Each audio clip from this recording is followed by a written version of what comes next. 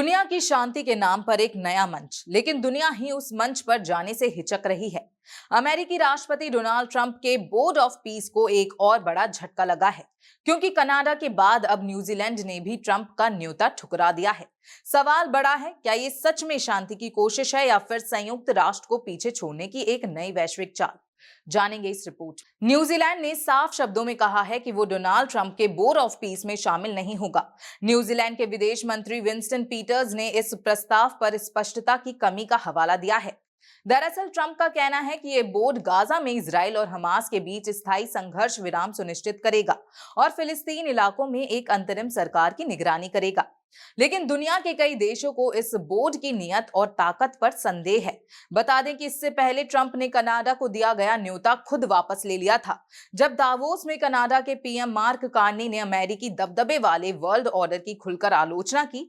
आपको बता दें 22 जनवरी को दावोस में ट्रंप ने बोर्ड ऑफ पीस की औपचारिक शुरुआत की। उन्होंने करीब 60 देशों को न्योता भेजा, लेकिन शुरुआती हस्ताक्षर समारोह में सिर्फ 19 देश ही शामिल हुए।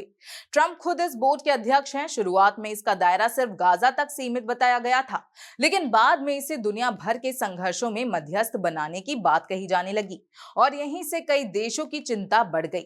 वहीं किन देशों ने न्योता स्वीकार किया है वो भी आपको बता देते हैं। अब तक 27 देशों ने बोर्ड में शामिल होने की सहमति दी है। इनमें इजराइल, पाकिस्तान, सऊदी अरब, तुर्की, मिस्र, कतर और यूएई जैसे देश शामिल हैं।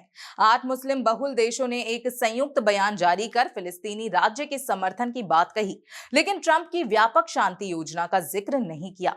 दिलचस्प बात यह है कि किसी भी बड़े यूरोपीय देश ने बोर्ड ज्वाइन नहीं किया। न्यूजीलैंड के अलावा ब्रिटेन, फ्रांस, जर्मनी और आयरलैंड जैसे 9 यूरोपीय देशों ने साफ इनकार कर दिया है। फ्रांस के राष्ट्रपति इमैनुअल मैक्रों ने कहा कि यह बोर्ड संयुक्त राष्ट्र के सिद्धांतों को चुनौती देता है। ब्रिटेन ने भी दो टूक कहा कि हम संयुक्त राष्ट्र और नियम आधारित वैश्विक व्यवस्था के साथ हैं। चीन, रूस, जापान और ब्राजील जैसे देशों ने अब तक अपना रुख साफ नहीं किया है। संयुक्त राष्ट्र सुरक्षा परिषद ने इस बोर्ड को सीमित मंजूरी तो दी है, लेकिन सिर्फ 2027 तक और सिर्फ गाजा के लिए। यूएन महासचिव एंटोनियो गुटेरेस ने साफ कहा कि शांति और सुरक्षा पर फैसले लेने का अधिकार सिर्फ संयुक्त राष्ट्र सुरक्षा परिषद के पास है।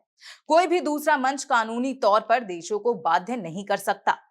विशेषज्ञों की माने तो ट्रंप पारंपरिक अंतर्राष्ट्रीय संस्थाओं से दूरी बना रहे हैं। नेटो से लेकर संयुक्त राष्ट्र तक अमेरिका कई संगठनों से बाहर निकल चुका है। न्यूयॉर्क टाइम्स के मुताबिक ट्रंप बोर्ड ऑफ पीस को संयुक्त राष्ट्र के विकल्प के तौर पर खड़ा करना चाहते हैं, जहां आखिरी फैसला सिर्फ उनके हाथ में हो। शांति के नाम पर बना ये बोर्ड दुनिया को जोड़ने के बजाय दुनिया को दो हिस्सों में बांटता दिख रहा है। न्यूजीलैंड का इनकार सिर्फ एक देश का फैसला नहीं, ये उस वैश्विक बेचैनी की आवाज है जो शक्ति से ज्यादा भरोसे की मांग कर रही है। अब देखना यह है कि क्या ट्रंप का बोर्ड ऑफ पीस वाकई शांति लाएगा या फिर दुनिया एक और विभाजन की ओर बढ़ेगी। देश और दुनिया की तमाम खबरों के लिए देखते रहें भारत अपडेट। नमस्कार।